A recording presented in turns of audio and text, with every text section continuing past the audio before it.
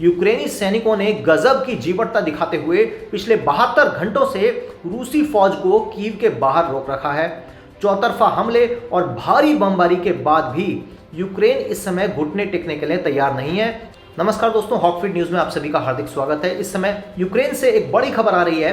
दरअसल रूस ने यूक्रेन से बिना किसी शर्त के बातचीत की पेशकश करी है। इसके लिए बेलारूस में रशिया ने अपना एक प्रतिनिधि मंडल भी रवाना किया है। हालांकि यूक्रेन ने रूस की ओर से आए बातचीत के इस प्रस्ताव पर अपनी कड़ी शर्तें रखी हैं। जब रूस ने यूक्रेन पर हमला बोला था तब हर कोई ये मान रहा था कि पुतिन के सैनिक 1 से 2 दिन में राजधानी कीव को अपने कब्जे में ले लेंगे। हालांकि यूक्रेनी सैनिकों ने गजब की जीवटता दिखाते हुए पिछले 72 घंटों से रूसी फौज को कीव के बाहर रोक रखा है। चौतरफा हमले और भारी बमबारी के बाद भी यूक्रेन इस समय घुटने टेकने के लिए तैयार नहीं है। तो इस बात का कहीं ना कहीं एक मनोवैज्ञानिक असर भी जो है वो व्लादिमीर पुतिन के ऊपर पड़ा है, ऐसा माना जा रहा है पॉलिटिकल और वॉर एनालिस्ट के द्वारा। अब इस बात का नतीजा ये हुआ है कि रशिया बातचीत के लिए मेज पर आने को फिलहाल तैयार हो गया है। तीसरे विश्व युद्ध का जो खतरा है शायद वो टल सकता है। अब रूस की ओर से जंग के बीच बातचीत की जो पेशकश करी गई है उसमें रशिया ने बेलारूस में अपना प्रतिनिधि मंडल तो भेजा ही है। हालांकि यूक्रेन जो है वो अब भी अड़ा हुआ है और यूक्रेन की तरफ से बेलारूस में बातचीत के लिए साफ इनकार कर दिया गया है। खबरों के मुताबिक यूक्रेन के राष्ट्रपति व्लादिमीर ज़ेलेंस्की ने बेलारूस में बातचीत से इनकार कर दिया है। उन्होंने कहा है कि बेलारूस का इस्तेमाल रशिया यूक्रेन के खिलाफ लॉन्च पैड की तरह कर रहा है, इसलिए वहां पर बातचीत नहीं होगी। अगर रूस को सच में यूक्रेन से बातचीत करनी है तो वो कहीं और आकर बात करे, ऐसा कहना है यूक्रेन के राष्ट्रपति ज़ेलेंस्की का। अब ज़ेलेंस्की की ओर से रूस को 5 देशों के नाम ऑफिशियली भेजे गए हैं। ज़ेलेंस्की का कहना है कि अगर रशिया यूक्रेन से बातचीत करना चाहता है तो वो Poland, Turkey, Hungary, Azerbaijan, Slovakia में अपने प्रतिनिधि मंडल को भेजे।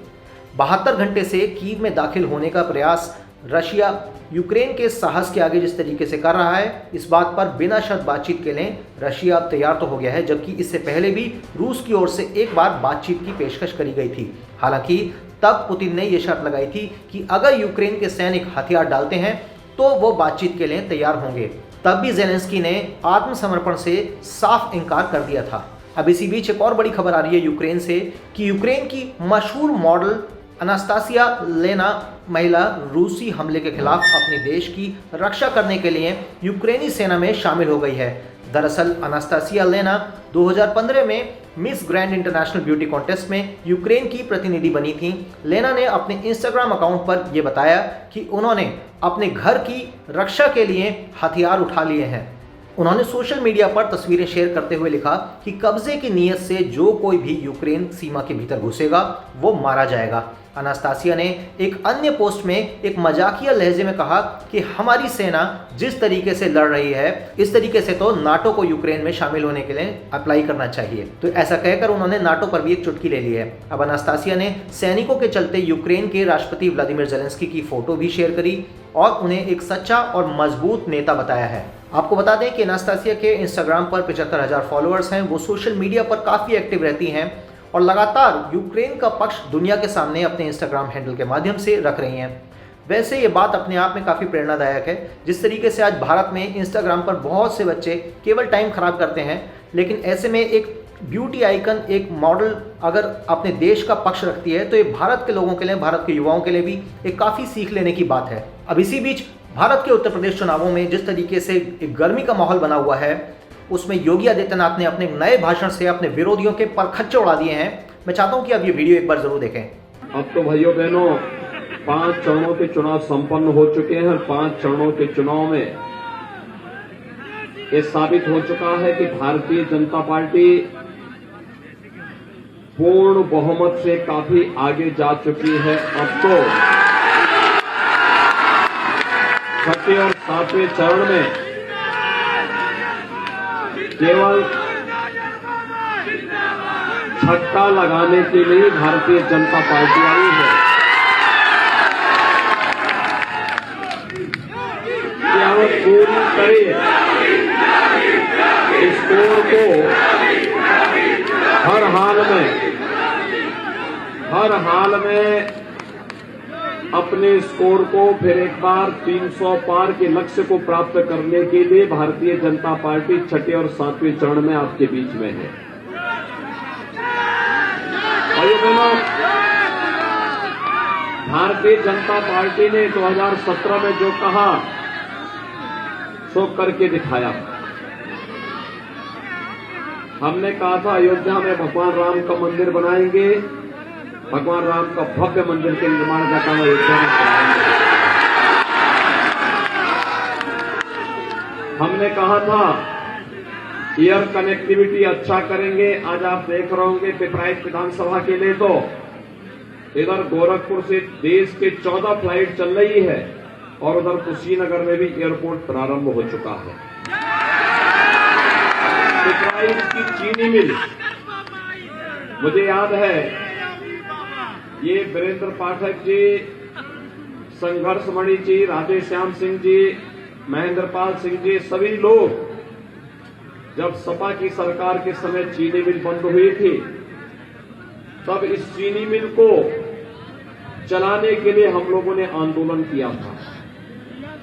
और भाइयों बहनों, समाजवादी पार्टी की सरकार ने चीनी मिल चलने नहीं दी थी, बंद कर दी थी। उसको औने पौने दाम पर बीएसपी ने बेच डाली थी। लेकिन भारतीय जनता पार्टी आई, पिपराइच में नई चीनी मिल की स्थापना भी हो गई और इतनी भारी क्षमता की चीनी मिल बनी है कि अभी तो इसमें बहुत कुछ बनना है। और इसीलिए आज मैं आपके पास आया हूं। विकास के कार्यों के लिए आपको कहीं हाथ न फैलाना पड़े। पिपराइच के नागरिक भी कहीं देश के अंदर जाएं तो पिपराइच और गोरखपुर से उनकी पहचान बना रहे। इसके लिए पिपराइच से